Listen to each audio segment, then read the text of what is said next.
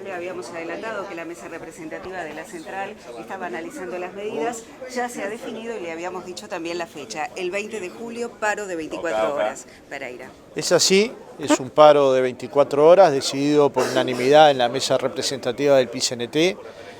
Es natural que los temas están claros, pero a veces hay que explicarlos con exactitud. Una parte tiene que ver con los convenios colectivos del sector público y el 0% de oferta para la mayoría de los mismos y un porcentaje para la educación que no fue aceptado, pero sobre todo por la metodología en la que fue discutido el tema salarial.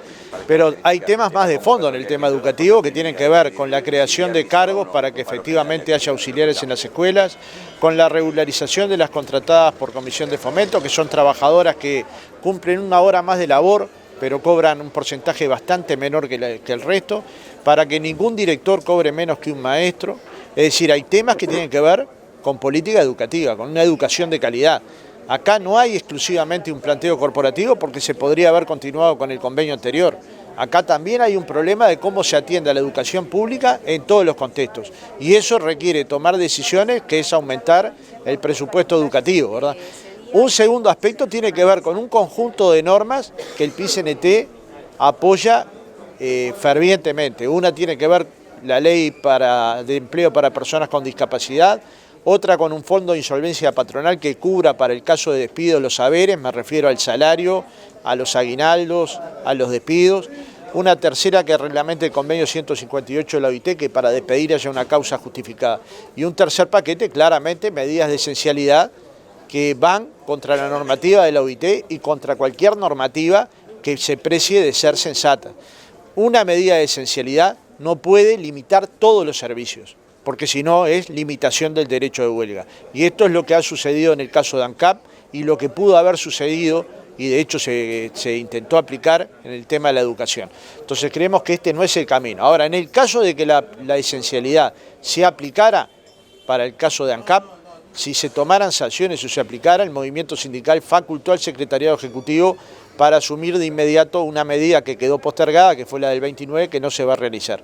Es decir, esta medida queda pendiente dependiendo de las acciones que el gobierno tome en materia de sensibilidad para ANCAP. Pero la idea entonces es hacer un paro general de actividades el próximo 20 de julio. La idea ahora es preparar un paro para el 20 de julio. Un paro se prepara explicándole a la sociedad los motivos de por qué defendemos una escuela pública de calidad y una educación pública de calidad, de por qué se defiende un mejor presupuesto para la educación, porque aquellos países que han logrado avances educativos son aquellos países que han apostado a la educación y han tenido inversiones mayores al 6% del Producto Bruto, porque defendemos un paquete de leyes que hacen a los derechos, entre otros para las personas con discapacidad, o las que pierden el empleo y los empleadores no les pagan, o las que los despiden sin explicarles las razones, y un tercer paquete refiero al derecho de huelga, a la defensa de la negociación colectiva, tanto en el sector privado como en el sector público.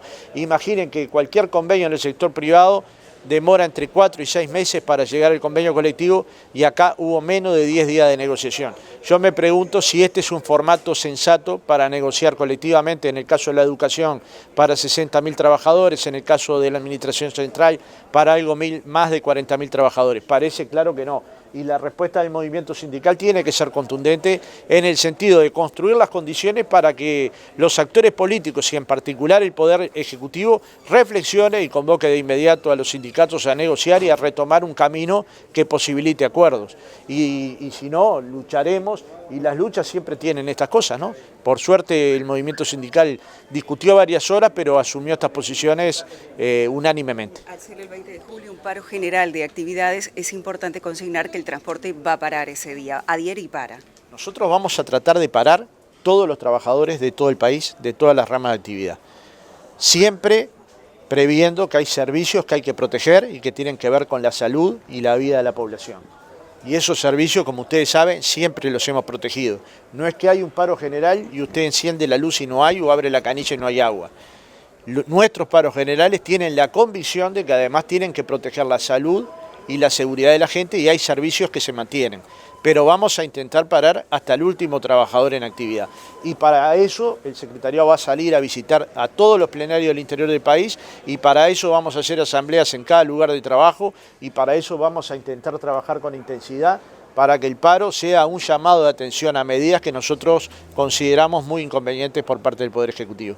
Esto no quiere decir que se desactiven paros que sindicatos habían resuelto para la semana que viene, ¿verdad? No, los sindicatos resuelven autónomamente sus paros. Estas son las decisiones que toma el conjunto del movimiento sindical. Va a haber paros seguramente en algunos sindicatos, en distintas fechas, algunos que están vinculados a la industria y a la defensa del trabajo, otros que están vinculados al presupuesto educativo, otros que están vinculados a la salud. Eso los deciden los sindicatos autónomamente. Pero ya se puede negociar con el Poder Ejecutivo cuando el proyecto de rendición de cuentas ya se está instalado en el Parlamento Nacional. Bueno, yo creo que se dio un portazo a la negociación colectiva y los portazos son malos cuando los dan otros y cuando los damos nosotros. Hay que negociar siempre hasta el último minuto.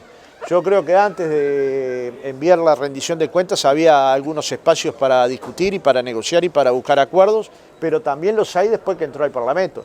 Por ejemplo, el Poder Ejecutivo tiene opciones de negociar y enviar mensajes posteriores al que ya envió, o revisar alguna de las políticas que ha presentado en el proyecto de rendición de cuentas y tratar de atender algunos de los planteos del movimiento sindical. Si a nosotros nos llama el Poder Ejecutivo a negociar, no vacilamos ni un minuto, siempre vamos, porque no hemos renunciado nunca a ninguna mesa de negociación. Ni vamos a renunciar si nos convocan a ninguna mesa de negociación. Pero ya tiene que ver con esto que estamos sobrellevando. Pero ¿qué pasos quedan por dar en el tema del servicio médico de ANCAP cuando la Asamblea persiste en no querer que eso pase al FONASA y que aparentemente podría desencadenarse otro conflicto, pero ya los tiempos se van cumpliendo y los plazos obviamente van cayendo y seguramente el próximo fin de mes ya esta caja de auxilios pasaría directamente a la órbita del FONASA? Bueno, este es un tema que lo tiene que analizar y profundizar la Federación ANCAP, ¿no? Nosotros vamos a ayudar, y como lo hemos hecho, intentando generar propuestas que generen satisfacción en los trabajadores, pero naturalmente es un tema que lo tiene que resolver la Federación ANCAP con sus afiliados y ha resuelto no aceptar esta propuesta. Veremos cuál es el camino que la Federación ANCAP asume, ¿no? Muy bien. Bueno, gracias por su tiempo, Pereira. A las órdenes.